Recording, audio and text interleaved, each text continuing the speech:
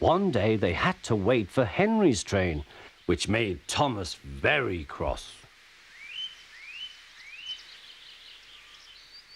How can I run my line properly if Henry is always late? He doesn't realize that the fat controller depends on me. Thomas whistled impatiently. He wanted to leave, but he had to wait for Henry's passengers.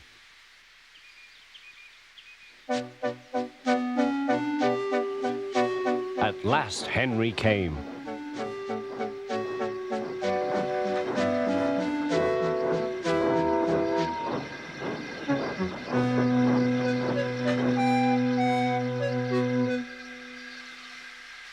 Where have you been, lazybones? Asked Thomas. Oh dear, my system is out of order. No one understands my case. You don't know what I suffer, moaned Henry. Rubbish, said Thomas. You're too fat. You need exercise. The guard blew his whistle and Thomas started so quickly that he left him behind. The guard waved his red flag to stop Thomas, but he was well on his way, steaming out of the station. Come along, puffed Thomas. But Clarabel didn't want to come. I've lost my nice guard. I've lost my nice guard, she sobbed. Annie tried to tell Thomas what had happened. We haven't a guard. We haven't a guard. But he was hurrying and wouldn't listen. Annie and Clarabel tried to put on their brakes, but they couldn't without the guard. Where is our guard? Where is our guard? They cried. But Thomas didn't stop till they came to a signal. Bother that signal, said Thomas. What's the matter? I don't know, said his driver. The guard will tell us in a minute.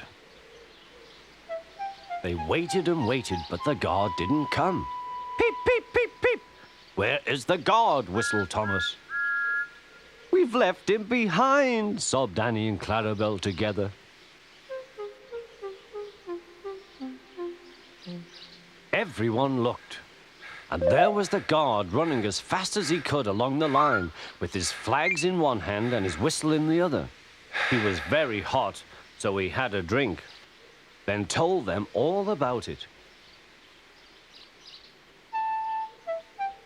I'm very sorry, Mr. Guard, said Thomas. It wasn't your fault, Thomas, he replied. Look, the signal is down. We can go. Let's make up for lost time.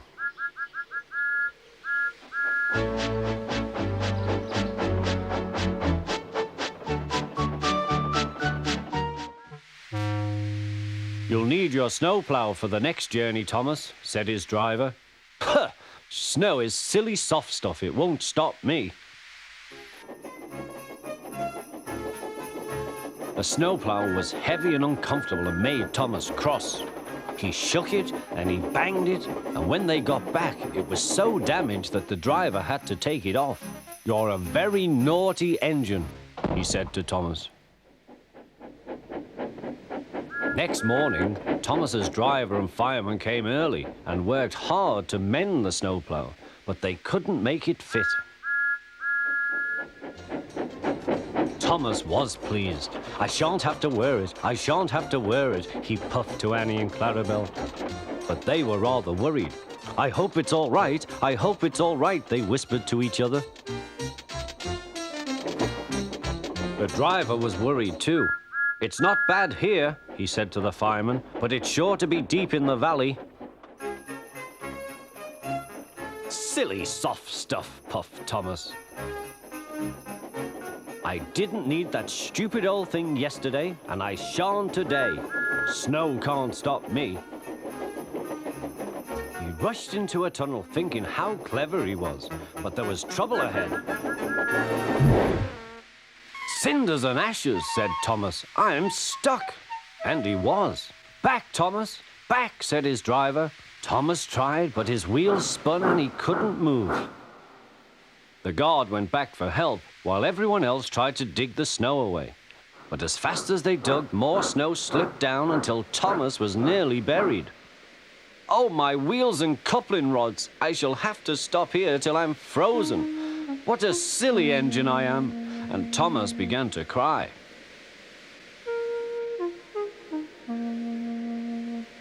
At last, a bus came to rescue the passengers. And then, who should come to Thomas's rescue but Terence? Snow never worries him.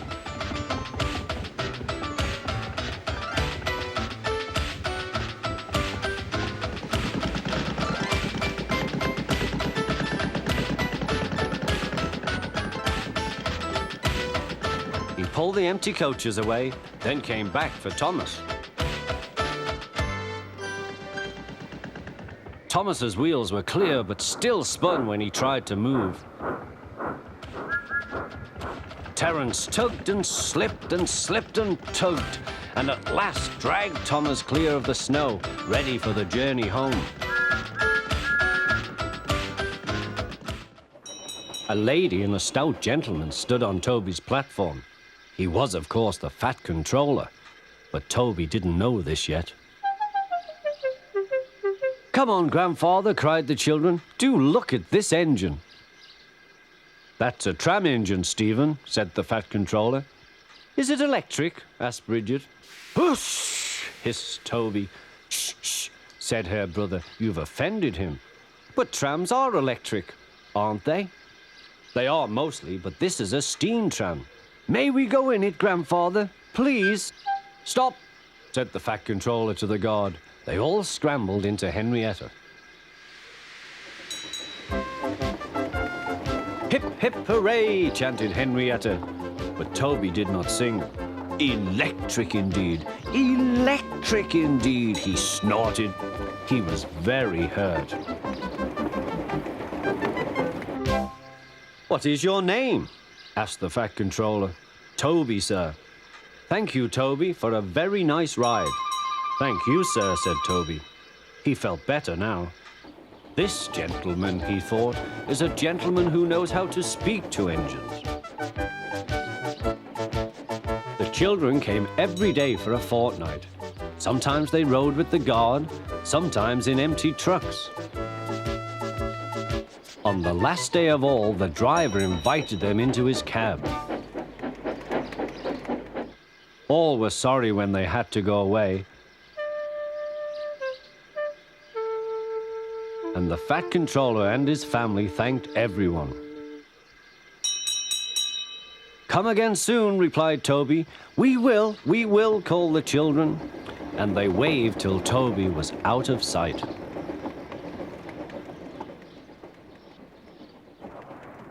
The months passed.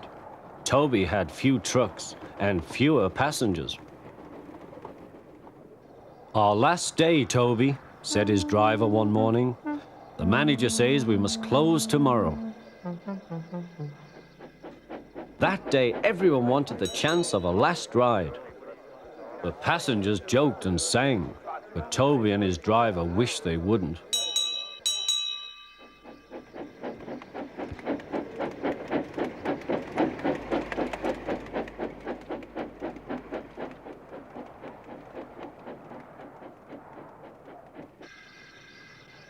"Goodbye, Toby," said the passengers afterwards. "We are sorry your line is closing down." "So am I," said Toby. Nobody wants me, Toby thought, and went unhappily to sleep. The Fat Controller was having breakfast. He was eating toast and marmalade. The butler came in. "Excuse me, sir, you are wanted on the telephone." "Bother that telephone," said the Fat Controller. "I'm sorry, my dear," he said to his wife. "Thomas is in trouble with the police, and I must go at once." At the station, Thomas's driver told the Fat Controller what had happened. "Dangerous to the public, indeed. We'll see about that." The Fat Controller spoke to the policeman. But however much he argued with him, it was no good. "The law is the law," he said, "and we can't change it." The Fat Controller felt exhausted. "I'm sorry, driver," he said. "It's no use arguing with policemen. We will have to make those cowcatcher things for Thomas, I suppose." "Everyone will laugh, sir," said Thomas. "They'll say I look like a tram." The Fat Controller stirred. Then he laughed. "Well done, Thomas. Why didn't I think of it before? We want a tram engine." When I was on my holiday, I met a nice little engine called Toby. He takes trucks from the farms, but the lorries are taking over most of his work and he needs a change. He has cow catchers and side plates. I'll write to his controller at once.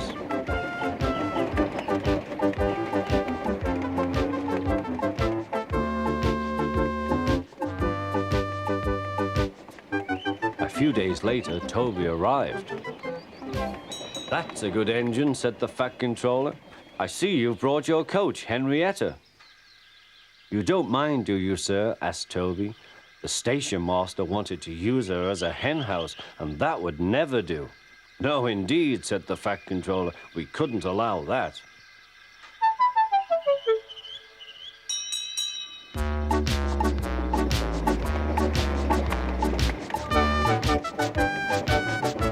Toby made the silly trucks behave even better than Thomas did.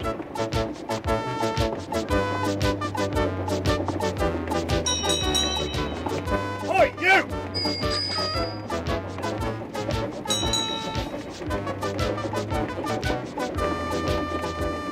At first, Thomas was jealous, but he was so pleased when Toby rang his bell and frightened the policeman. They've been firm friends ever since.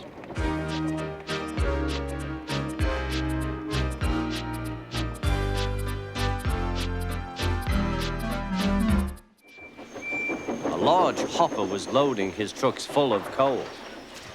Thomas was still being cheeky. "Careful," he warned. "Watch out with those silly trucks." Go on, go on, go on," muttered the trucks. "And by the way," went on Thomas, "those buffers don't look very safe to me." The last load poured down. "Help! I'm choking!" cried Thomas. "Get me out!" Percy was worried, but he couldn't help laughing. Thomas's smart blue paint was covered in coal dust from smoke box to bunker. "Ha ha," chuckled Percy. "You don't look really useful now, Thomas. You look really disgraceful." "I'm not disgraceful," choked Thomas. "You did that on purpose. Get me out."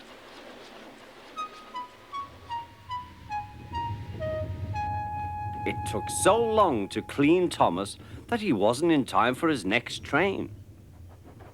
Toby had to take Annie and Clarabel. "Poor Thomas," whispered Annie to Clarabel. They were most upset.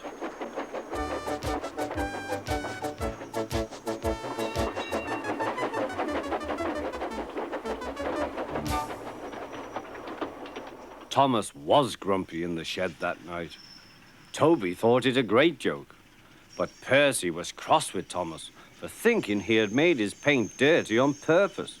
Fancy a really useful blue engine like Thomas becoming a disgrace to the fat controller's railway. Next day, Thomas was feeling more cheerful as he watched Percy bring his trucks from the junction. The trucks were heavy and Percy was tired.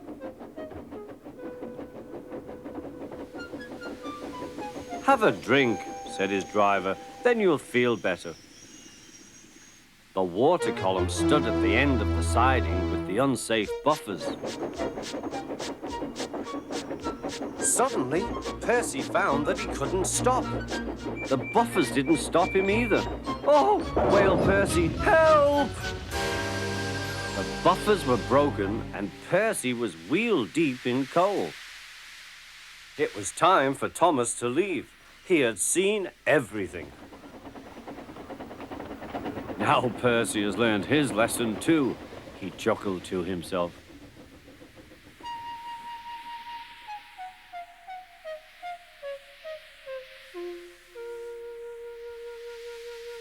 That night, the two engines made up their quarrel. "Stop, stop! I've got Thomas's passengers," wailed Bertie, roaring up to the gates. It was no good. Edward was gone. "Bother," said Bertie. "Bother Thomas's fireman not coming to work today. Why did I promise to help the passengers catch the train?" "That will do, Bertie," said his driver. A promise is a promise, and we must keep it.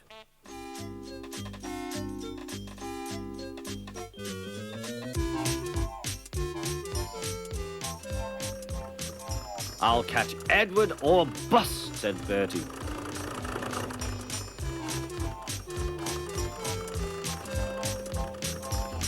Oh, my gears and axles, he groaned, toiling up the hill. I'll never be the same bus again. Hooray, hooray, I see him, cheered Bertie as he reached the top. Oh, no, Edward's at the station. No, he stopped at a crossing. Hooray, hooray! Bertie tore down the hill. Well done, Bertie, shouted his passengers. Go it! Bertie skidded into the yard. Wait, wait, cried Bertie. He was just in time to see Edward puff away. I'm sorry, said Bertie. Never mind, said the passengers. After him quickly. Third time lucky, you know. Do you think we'll catch him at the next station, driver? There's a good chance, replied the driver. Our road keeps close to the line and we can climb hills better than Edward. I'll just make sure. He spoke to the station master. Bertie and the passengers waited impatiently. Yes, we'll do it this time, said the driver. Hooray! Called the passengers, as Bertie chased after Edward once more.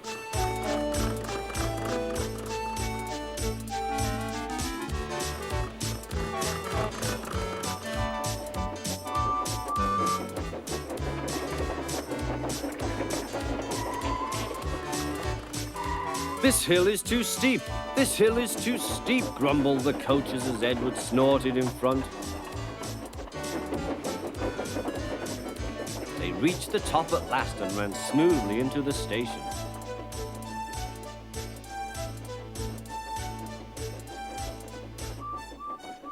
Peep, peep, whistled Edward. Get in quickly, please. The guard blew the whistle and Edward's driver looked back. But the flag didn't wave. Then he heard Bertie. Everything seemed to happen at once, and the station master told the guard and driver what had happened. I'm sorry about the chase, Bertie, said Edward. My fault, replied Bertie. One morning, Percy was careless.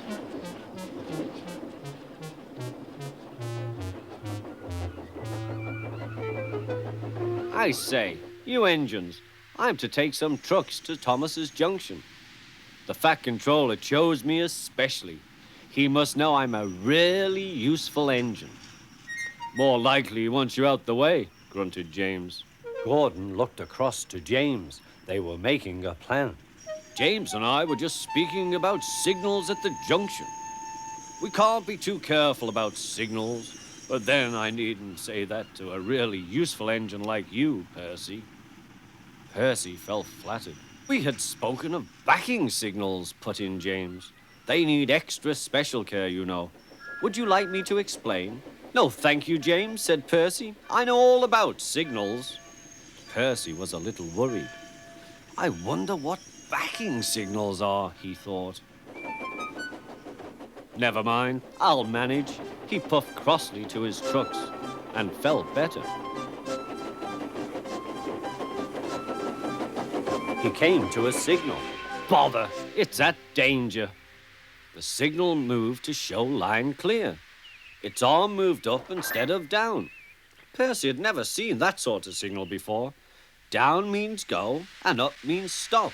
So upper still must mean go back. I know, it's one of those backing signals. Come on, Percy, said his driver. Off we go. Stop! You're going the wrong way. But it's a backing signal, Percy protested and told him about Gordon and James. The driver laughed and explained. Oh dear, said Percy. Let's start quickly before they see us. He was too late. Gordon saw everything.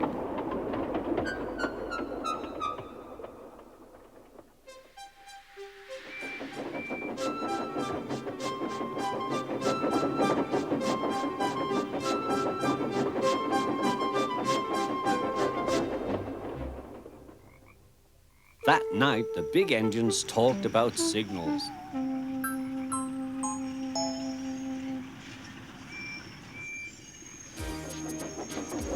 thought the subject was funny. Percy thought they were being very silly.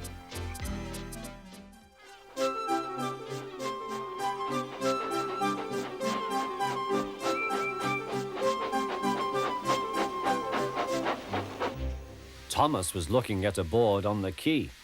Danger! We mustn't go past it, he said. That's orders. Why? Danger means falling down something, said Thomas. I went past danger once and fell down a mine. I can't see a mine, said Percy. He didn't know that the foundations of the quay had sunk. The rails now sloped downward to the sea. Stupid board, said Percy. Percy made a plan. One day he whispered to the trucks, will you give me a bump when we get to the quay? The trucks had never been asked to bump an engine before. They giggled and chatted about it. Driver doesn't know my plan, chuckled Percy. On, laughed the trucks. Percy thought they were helping. I'll pretend to stop at the station, but the trucks will push me past the board. Then I'll make them stop. I can do that whenever I like. Every wise engine knows that you cannot trust trucks. Go on, they yelled, and bumped Percy's driver and fireman off the footplate. Oh, said Percy, sliding past the board. Percy was frantic. That's enough.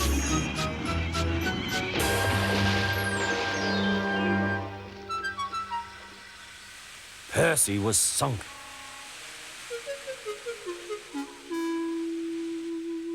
You are a very disobedient engine. Percy knew that voice. Please, sir, get me out, sir. I'm truly sorry, sir. No, Percy, we cannot do that till high tide. I hope it will teach you to obey orders. Yes, sir. It was dark when they brought floating cranes to rescue Percy. He was too cold and stiff to move by himself.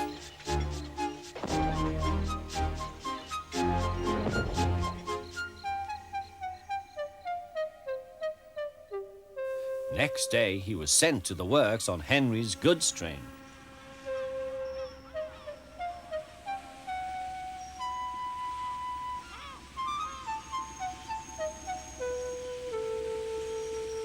Well, chuckled Henry. Did you like the water? No. I am surprised. You need more determination, Percy. Water's nothing to an engine with determination, you know.